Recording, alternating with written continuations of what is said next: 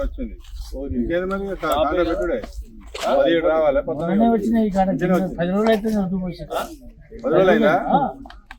ఇప్పుడు కాంటా పెట్టించి గోదాంలో వేయాలి, గూడూరు గోదాం పంపాలి. ఇంకా రైస్ మిల్ అడగాలి అనద్దు, మనకు గూడూరు ఇచ్చి ఫస్ట్ గోదాంలో వేస్తారు. గోదాం మరి ఇంకా కేటాయించాలి. ఒకసారి రేపు మీరు ట్రాన్స్పోర్ట్ ట్రాన్స్పోర్ట్ వాళ్ళదే, మన కాంటా పెట్టి అదంతే, మనకేం సంబంధం లేదు. రైతు కాంటా పైసలు మాత్రం మార్కెటింగ్ సివిల్ సప్లై మార్కెట్ వాళ్ళు టార్మల్ ఇవి మ్యాచర్స్ ఇవి మాత్రం వాళ్ళు ఇస్తారు. నెలకి 7,000 కోట్లు వడ్డీ తీర్చుకుంటూ అప్పు తీర్చుకుంటూ వడ్డీని సంక్షేమ పథకాలు ఒక్కొక్కటిగా నెరవేర్చే విధంగా ప్రయత్నం చేసిన ప్రభుత్వం మన ప్రభుత్వం. మీ అందరూ తెలుసు, మరి మీరు కూడా గ్రామాల్లో ఉన్నటువంటి పరిస్థితిని ప్రభుత్వం ఏం పని చేస్తుంది, ఏమి ఇచ్చింది, హామీలు ఏదైతే నెరవేరుస్తున్న విషయాన్ని కూడా మీ అందరికి తెలుసు. తప్పకుండా రైతు మిత్రులు కూడా ఆలోచన చేయాల్సిన అవసరం ఉంది. అంటే కొంతమంది రుణమాఫీ కాలేదు అని, అంటే కొన్ని టెక్నికల్ ప్రాబ్లం తోటి కొంతమంది కాలేదు, అవి కూడా అవుతాయి. అదేవిధంగా ధాన్యాన్ని కూడా ప్రతి గింజను కొనే విధంగా ప్రభుత్వం చర్యలు చేపడుతుంది. అదేవిధంగా రుణమాఫీ కూడా పద్ధతులు తెలిసిన ప్రయత్నం చేస్తూ ఉంది ప్రభుత్వం.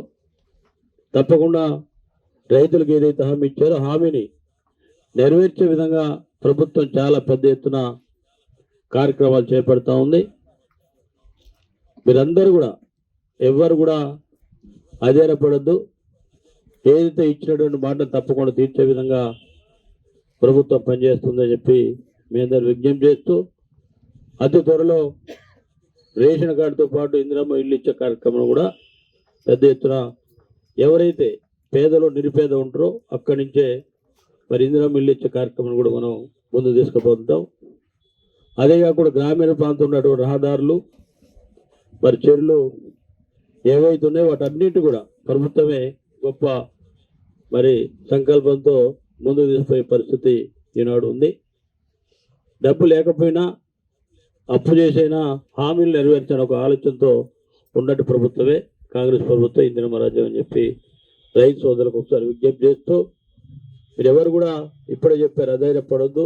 అందరి ఒడ్లు మరి కొనే విధంగా తప్పకుండా ప్రభుత్వం చర్యలు చేపడుతుంది. గ్రామాల్లో మరి చాలామంది చెప్తూ ఉంటారు, అంటే ప్రైవేట్ వ్యక్తులు వచ్చి రైతులను మోసం చేసి తక్కువ రేటుకి, అంటే 20 అప్పటికప్పుడు డబ్బులు వస్తాయని చెప్పి ఆలోచనతో పనులు కొంతమంది మరి ధాన్యాన్ని వాళ్ళకి ఇచ్చే పరిస్థితులు ఉంటారు.